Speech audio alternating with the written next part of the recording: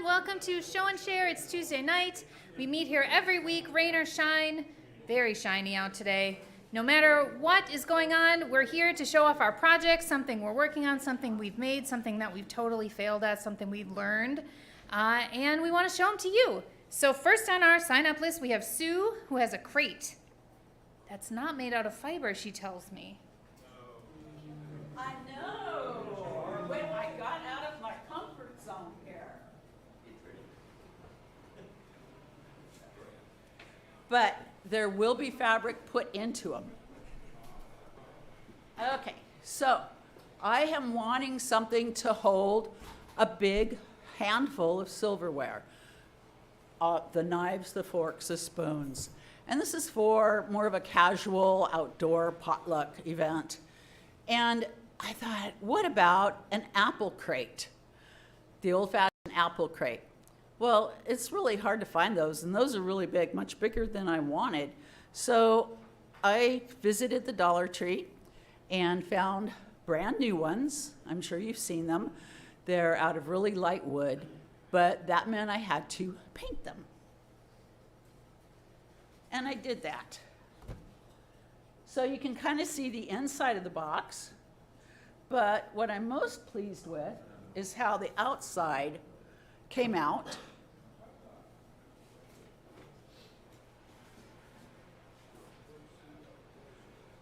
This one looks a little older. And then I went for different colors on purpose because wood ages at different rates. I had quite a time doing it.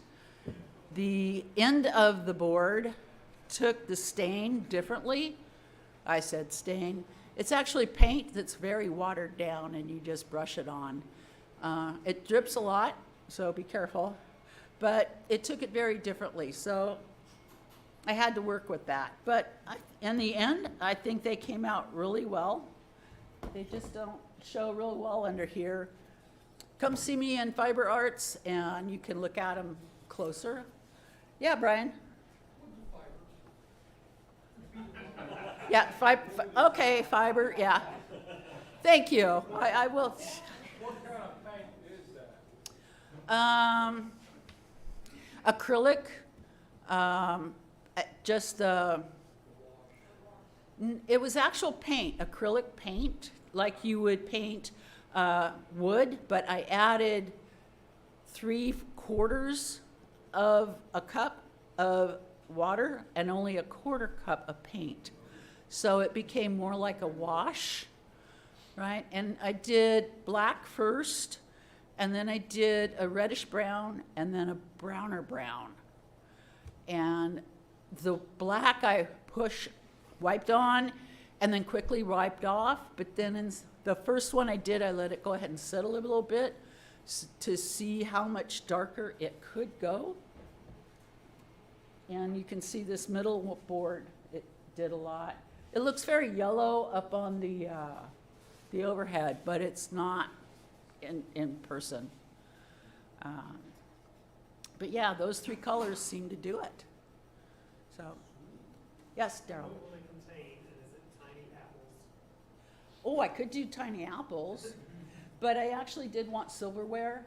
But yeah, so I didn't bother with doing the inside because I'm going to put the fabric on the inside to cover the inside. So your utensils aren't right on wood. You have that many utensils? Yeah, you know, it's amazing. You can go to Sam's Club and get this great big box. How long does it take to paint an apple spray? Oh, about 3 days. But keep in mind, that was 5 minutes on day 1 and let it dry till tomorrow. 5 minutes day 2, let it dry till the next day. Yeah, so that's why the 3 days. I just wanted to make sure it dried. You probably could have done it faster in between. I just chose not to. Okay. Thank you all.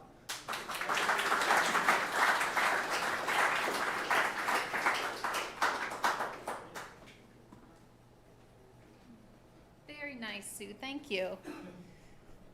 Next up, we have Maria, who is going to show a gourd.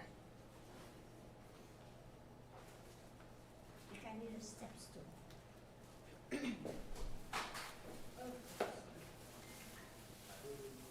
This is a board. Let's see. On the table, okay. This is the gourd.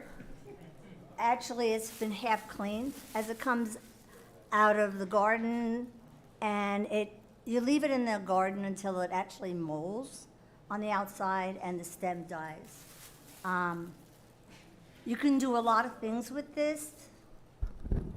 You can paint it, you can dye it.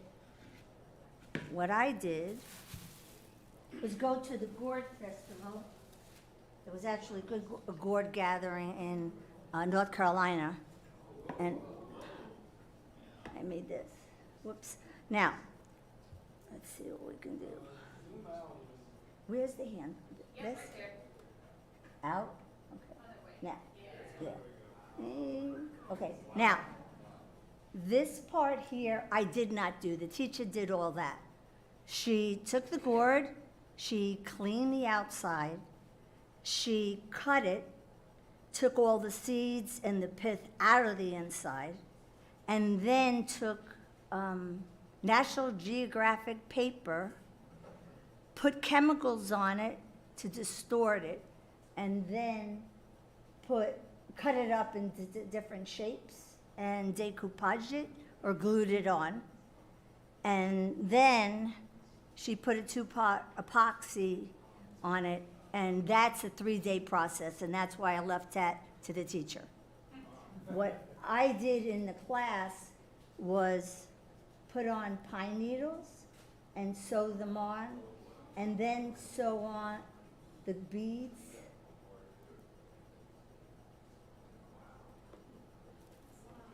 And if somebody asks, I'll tell you how long it took. Any questions? Yes. Is that your first one? We raise our hands.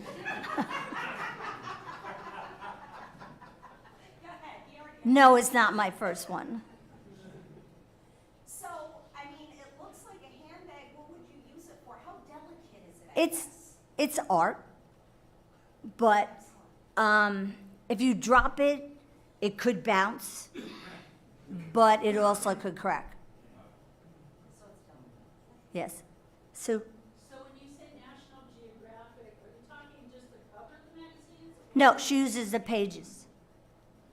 Yeah. And I took 3 of her classes.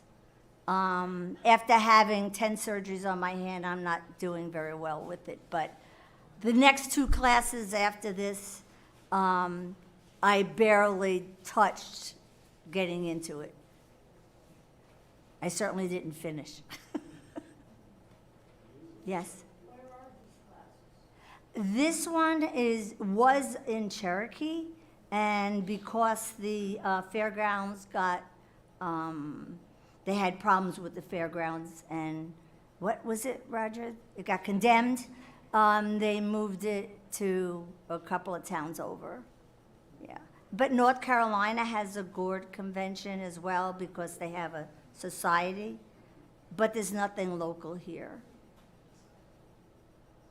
Any other questions? If I can see. Yes? Do you grow gourds? I don't grow them. When you go to these conventions, often one of the buildings, there'll be, I think there were 3 or 4 vendors that you can buy them from, and you can also buy them cleaned already, which is what I prefer, but I have quite a few of them at home that look like this that I bought from various vendors. Depending, if you want to carve, then you want to make sure you get thick ones, and I'm not very good at testing, so I go by who the vendor is. You can burn them. They are fiber, I guess, right?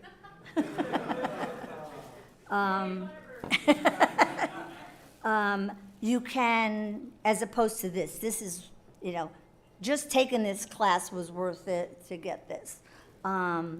I have burning, I have special dyes you can put leather dye on it, regular dye, there's all different. You could use acrylic paints. There's many things that you can do with it. It depends how consistent you want the finish to be and how you prepare it. Anything, anybody else? Yes? Did you learn how to do pine needle weaving at the Knox, or had you had previous experience? I had not much, but I've had previous experience. I took 2 other classes with this teacher. What is it, before COVID? Oh, and there was another bag. Oh, I'm sitting on it. These, hey, Roger, I think we lost the pine needles. You see it? No. Anyway, these are longleaf pine needles, generally from certain places out west, or you can, North Carolina, South Carolina, and Florida. But she gives you, what I forgot. She actually processes them. You clean them, and then you kind of cook them, and you put, where is it? Glycerin in it, and then you can work with them without wetting them because they're softer to deal with. So does the glycerin make them flexible? I'm sorry, I can't hear. Does the glycerin make them flexible? Yes, very much so. Thank you. You're welcome. Anybody on how long? How long does it take? This project took me 10 hours. Okay, thank you.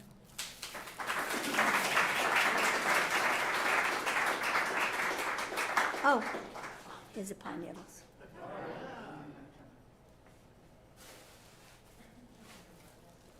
Very pretty. I'm not gonna pass it, but I can have it out on the table if anybody wants it.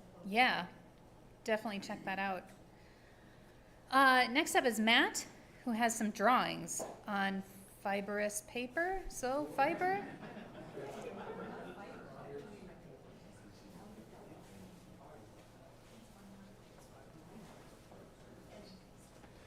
Yeah, it's fiber. Yeah.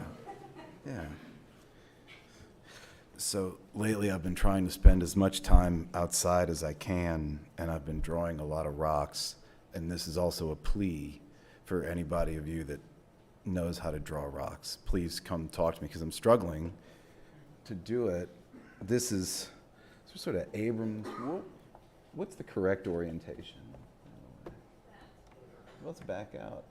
So there's sort of some rocks in the foreground with Abrams Falls in the background, and they're difficult because when you look at them, if you look at a rock for like an hour and 40 minutes, the sun's going to change, and it's going to be different. It's like the more you look at it, the more information you get, but you also have to reduce it because you're just trying to render a little thing.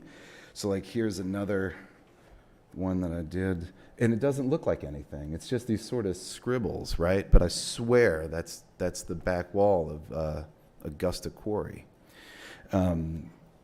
So that's, I think I got another rock. Where are we? Not there. No, that was it. But, oh no, we got this one. So again, Augusta Quarry from the dock, and oh no, that one's the wrong way. And it doesn't look like anything. Like, it doesn't look like anything at all. So, this is a big rock face. This is a big rock face. No idea how to draw it. So, if anybody has any thoughts, please find me afterwards and let me know. Thanks.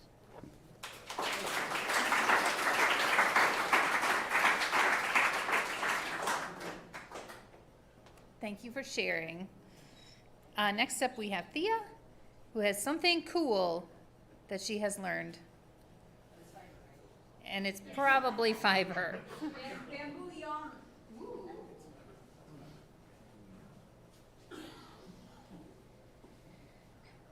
It's not actually so much about the fiber as I learned a new knitting stitch courtesy of our friend Amy, who just left us.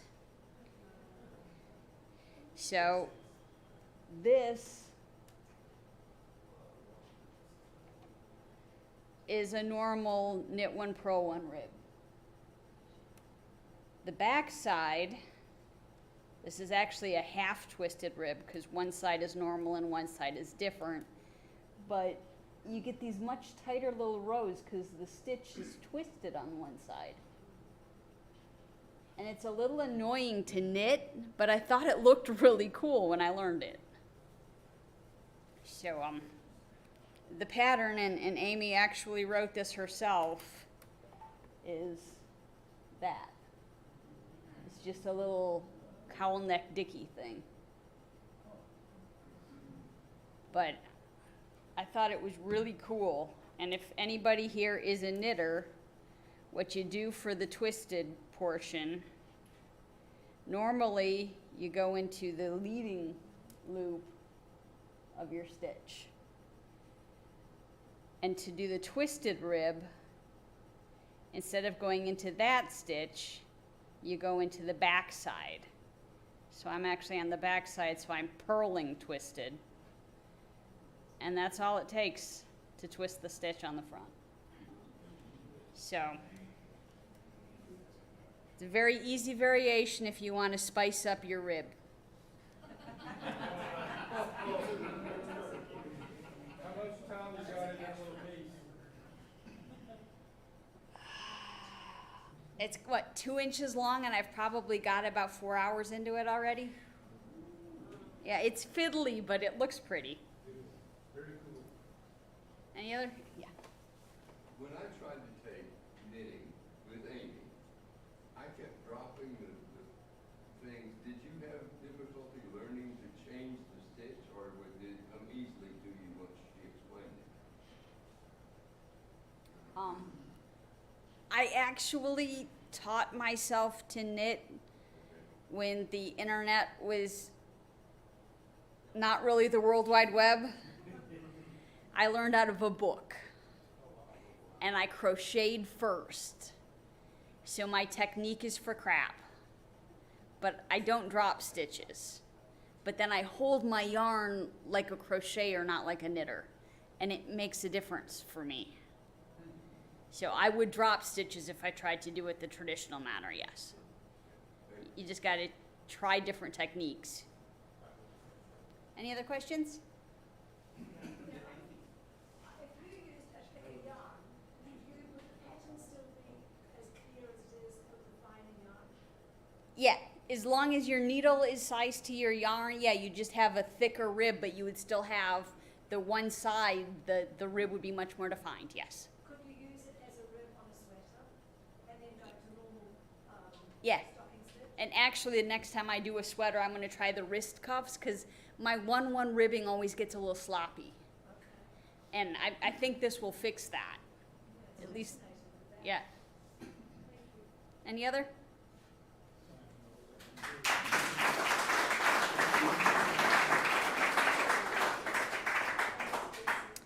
Last on our list tonight, we have Eric, who has a 3D printed camera. Plastic fiber?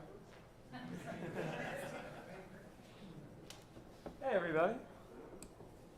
See if I remember how to work this. Oh, that's the Zoom. Okay. Yeah, so last fall I got into film photography because why not?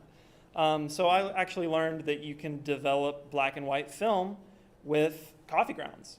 So you can do a recipe with coffee grounds, and actually the cheaper the better for some reason, washing soda, and vitamin C powder. So I had been doing that for a while, and if you know anything about film photography, there's medium format film, which is 120 film, which is just a different format. So I kind of wanted to look into that. But medium format cameras and film are really expensive. So I have a 3D printer, and well, every problem can be solved with a 3D printer. So I found this camera on Printables. So it's pretty cool. It's actually a remake of a design off of Thingiverse, but they modified it to where it uses these magnets to hold everything together. So good thing I don't have film in there. So that's how it goes in. Your film goes in on one of these rolls, and you slot it into the other roll, and you can see where you are by this little window where you can actually see which exposure you're on. So let me put this back on. Well, we'll leave that there for now. So to use the camera, I had to make a pinhole. So I looked into eBay, and you can find like fancy laser drilled pinholes, but why not, what if I could just make it? So I took a little sewing needle and just kind of poked it, and then used a knife sharpener that I have to clean up the pinhole. So I don't know if you can see it, but it's a tiny little.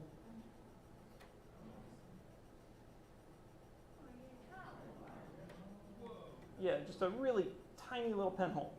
And the knife sharpening block actually did a really good job of cleaning up the hole and keeping it kind of nice and round. So with that, I was able to take some photos. So let's see which way is the right side up. Yeah, there we go. So a lot of these, you'll see my finger in the picture because you have to move this thing with your finger. But some of them are kind of cool. So some random pictures of the Costco parking lot, front yard, the house. Fiance took a nice picture of me and did not get her finger in the photo, of course. Picture of the fiance. And the backyard that I finally managed to burn.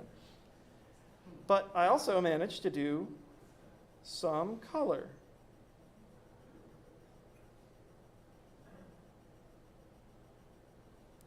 Color film actually turned out better. So that is right here. And it's really cool to see. Put your hand in it.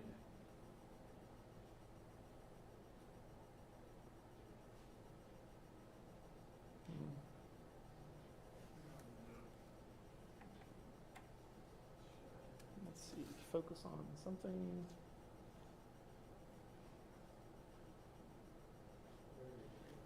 Or maybe getting better. But we can just look at this. You can just find me afterwards. What you really want to see are the real photos. And so some of these actually turned out kind of nice. So this is over at IAMS. Is that a rock? What's that? Is that a rock? A walk? A rock? A rock. Oh, yes. Yeah. See me about about a picture to draw. So they're kind of blurry, but that's just because it's a pinhole camera and you have diffraction to deal with. So here you can see my dog just kind of blobbed all over there. This is a cool one of this plant. So this one was like a 1 minute exposure.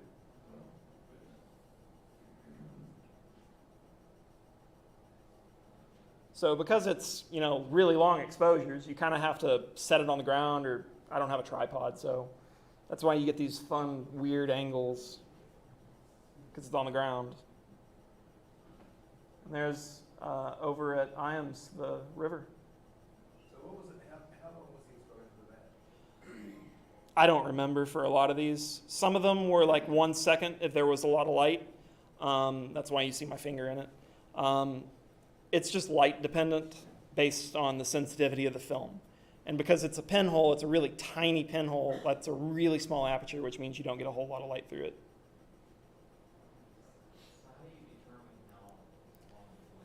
Yeah, so for picking out how long you leave the shutter open, I use a light meter app, and I just kind of assumed a aperture of f128, and that just turned out fairly well. So film is pretty forgiving about overexposing it. So as long as you give it enough light, it's not a problem. Too much light is even fine to a pretty pretty good degree. It's if you don't give it enough light that it's a problem. What film stock did you shoot? This was Kodak 200. So I think that was the new maybe Kodacolor. So 200 ISO. Did you develop those? I did develop them. But I don't have actually any way to scan this because it's huge. So I actually had to go to F32 Photo to have them scan it to get a nice scan. You developed the color too? I did, yeah. Yeah, so I got a like $15 kit. So I have a sous vide heater. So the only big difference between color and black and white is that you have to do it at 104 degrees Fahrenheit. And it's one extra step. Yeah. What's the material you put the pinhole in? Aluminum foil. Yep, just plain old kitchen aluminum foil.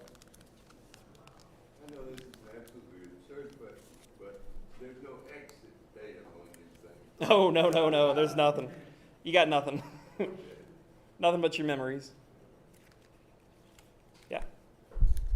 So the file you got from Pringle, you didn't pay for that file, it's a modified version from Thingiverse, is that correct? Yeah, no, I didn't have to pay for it. It was just somebody posted the version of it that used these magnets Oh, okay. to hold it. Yeah, there are two magnets here, and then there are two magnets here. So whenever you clasp it together, the magnets keep everything held together. The Thingiverse one had like a plastic clip that like clips here, and magnets are just cool, so. I'm sure with some aluminum cam stock, you could probably burn those apertures with the fiber. Yeah. Unfortunately, I don't have the training yet, so I will have to work on that. Yeah, fiber laser, the laser over there would probably be perfect for making the pinholes. Yeah. Any other questions? Thank you.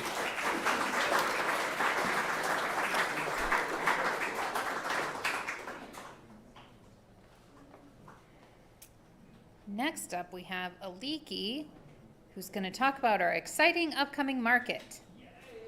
Yay! Hi, friends. So last week when I was here, I told all of you that for anybody that is interested in signing up to participate as possibly a very awesome booth person that is selling your wares that you have made, and we've left that link up there for about a week. I'm about to open it up to the rest of the public. Meaning that I'm going to go through our contact list of course, we've had a lot of past and possibly future vendors that have added themselves or we've added them to our contact list. So I just wanted to let you know and remind you that there is obviously, until we mention that it's closed off, which I don't expect it to happen anytime terribly soon, but we do tend to sell out. So if you are thinking or are interested in having a booth, I saw some chatter about people looking for partners for booths. Some folks don't necessarily either think they have enough or would like to share a space. There are opportunities like that. So if you're on the fence and you're not sure that you could have an entire 10 by 10 space all to yourself, there are opportunities to share with others. And if you'd like to be on a list or have me help you find those folks, I can do that for you too.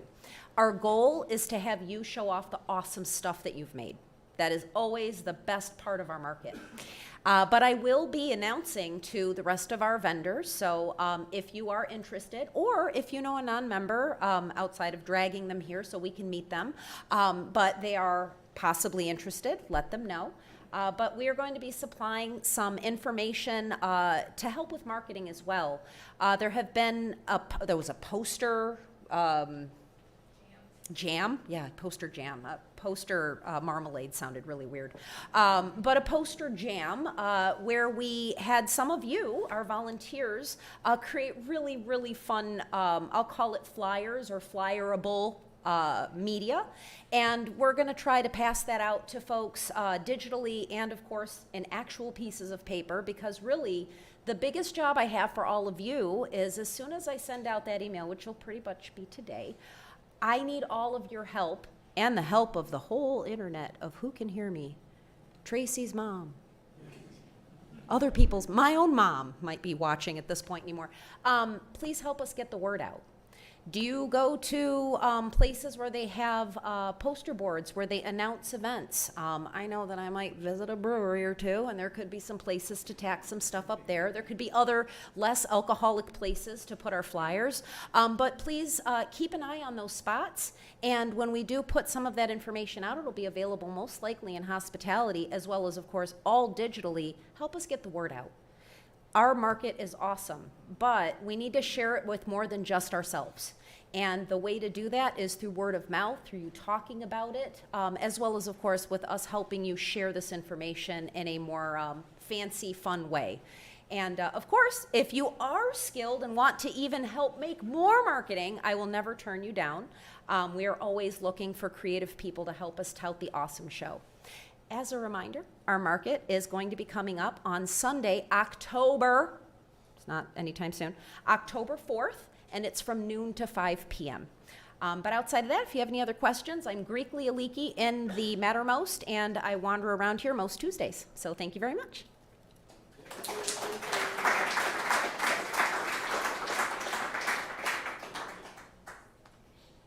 The poster jam was really fun. Even anyone who wants to make a poster flyerable media, it was a really good time. So I recommend it. Sooner events coming up. It's just the beginning of the month, so June isn't quite filled up yet, but you can watch the calendar. Couple things on there. On Monday, there is 2 classes to make a simple carved wooden spoon, and there's a couple tickets left for those.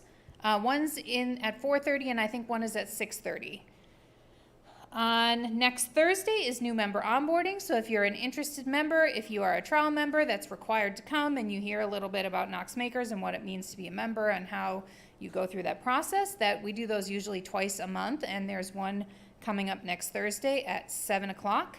And then this coming Saturday, if you're into quilting, is Quilty Pleasures, and that'll be in the classroom here, and you can bring your quilt. There's big tables set up, and just hang out with your friends and work on your quilt.